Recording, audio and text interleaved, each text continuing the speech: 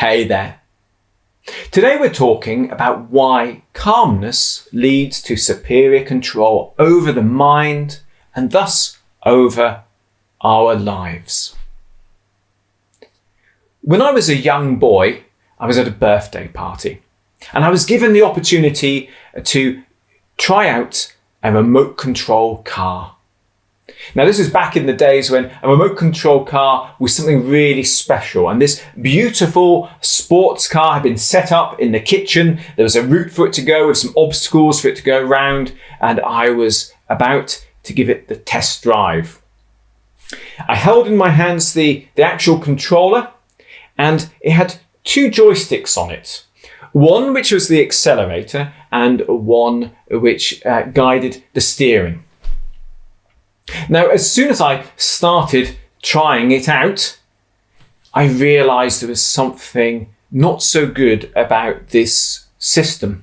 It wasn't calibrated correctly. The joysticks weren't responsive enough and they didn't have any subtlety. This meant that as soon as I moved the accelerator to the point where there was a response, so I kept moving and nothing would happen. But as soon as I hit that response point, it took off like a rocket and would smash into something. When I tried to steer, the steering was either non-responsive or fully on or fully off. So all you could do with this car was smash it around the place, and there wasn't anything I could do which would correct this. The children, of course, thought it was something to do with me. But when they had a go, they soon found the same. Now, this story is very good because it kind of describes a state that some people might find themselves in. The stress response is a natural mechanism in all animals that helps prepare for fight or flight. So you can imagine that having a different gear that allows you to have more strength and greater speed and danger responsiveness is really important. You can imagine how useful this would be for a monkey caught in the jaws of a crocodile, having to pull itself free and avoid any of the attempts to get it back and run away. But you could also equally so see why this wasn't so useful for someone in an office working to a deadline. In the modern world, you can see why this fight or flight response, this stress response, can be triggered quite a bit. When we do feel stress, we don't have the physicality that burns off the stress chemicals, and there are many things around us that stimulate the stress response deliberately. There's entertainment, which is deliberately dramatic and full of violence or danger, and we respond to that. That's interesting. And the whole newspaper and media industry really does rely on shock for us to make us look. The worry makes us tune in. There's lots of products which people sell to us by worrying us, so we buy them so we feel better.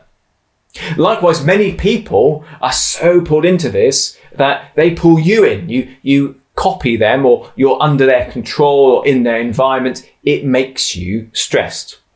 And this stress state gets rid of subtlety.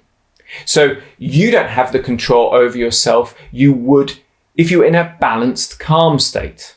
Your accelerator doesn't have subtlety, so when you try to say something, it might come out more aggressively or incorrectly. You can't steer yourself in the way you'd like to. This may lead to other people, or indeed yourself, thinking that this is something to do with your personality or you lack the ability. But in fact, there's too much current going through your circuit boards. Your alarm is stuck on, your radar is too responsive, you're in the wrong state of mind, your body full of adrenaline and stress chemicals, your brain full of cortisol, to be able to function to your optimum. If someone is very used to this state of being, it may be that their view of tranquility and calmness is a little bit confused. The medicine might look like poison to them. They might think that being calm is a state where you don't want to do anything or you don't lack motivation. Maybe if they're very tired, when they do reach calmness, they need to recover initially, and that's why they've got this association. Maybe they see it as a lazy state or an artificial state, not knowing that tranquility and calmness is the natural state. And that in a tranquil state, you can achieve so much more because you're skillful. You can work smart as well as hard. You can see strategically the exact right place to apply your energy. You are aware of blessings and opportunities which are blind to you, covered up by your over-responsive nature when you are stressed. So the first key to gaining control through calmness is having the correct view of calmness as a positive natural state. Then we must set that cornerstone by starting a practice in life which is calm, whether it be meditation or Tai Chi or yoga. And we must start to cultivate calmness in what we allow into our consciousness, who we allow into our life, what we watch. There's no use drinking a stimulating drink every day and then trying to be calm. We need to change anything which would rob us of this state of mind, because we want to achieve our full potential while we're here.